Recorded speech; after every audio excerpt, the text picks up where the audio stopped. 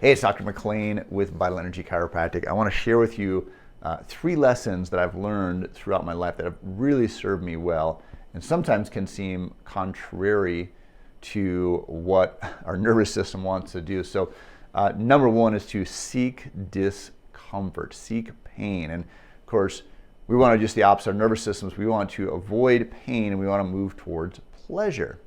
So why would you want to seek discomfort? Why would you want to seek pain? Especially as we get older, this can be more challenging because we can get kind of into our comfort zones. But for example, when I first started running, or even when I started running here again recently, it was very painful in the beginning. My legs hurt, my lungs burned. It was really outside of my comfort zone.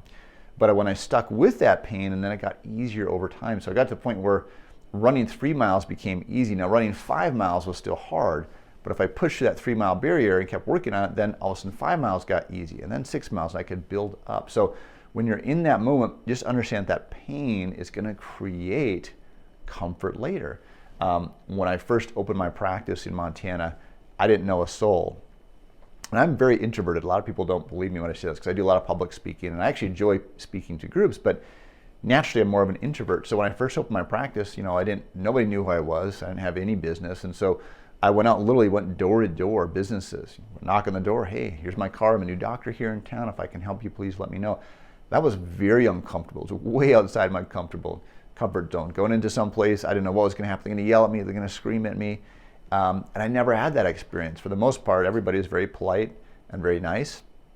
And that built up grit later in my life that I could tap into. It's like, okay, I went through some of these bad things before, or challenging things, not necessarily bad, but challenging things, and they weren't that bad. So when you go to get outside your comfort zone, it's going to become easier, which is kind of the second lesson too, which is hard is easy and easy is hard. So if we see comfort now, the easy now, it's going to be harder later. If we seek the hard now, it's going to be easier later. So, especially in your health, if you're trying to avoid getting outside your comfort zone, you don't want to exercise, you don't want to eat healthy food. I have some friends that just hate vegetables. I'm like, well, you got to eat them, because if not, it's going to be harder for you later when you're dealing with some type of disease because you're not having the adequate nutrients. I'm not trying to say if you don't eat vegetables, I guarantee you're going to get a disease, but it does increase your chance. So you've got to do some of those things that are difficult now. It's going to be easier later. So you're not having to deal with some of these diseases and different things like that. Okay, so that's the second lesson. The third one is really interesting, is having a specific goal or vision for your life will dramatically impact your daily choices.